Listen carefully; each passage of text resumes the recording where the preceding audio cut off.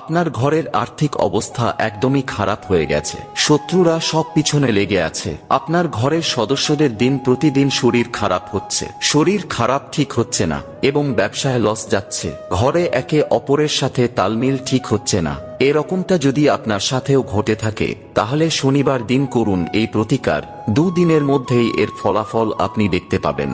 পরীক্ষিত ও প্রমাণিত এই প্রতিকারটি জানার আগে প্রভু শ্রীরামের ভক্তরা মন থেকে একটি লাইক করে কমেন্টে জয় শ্রীরাম লিখে দিন।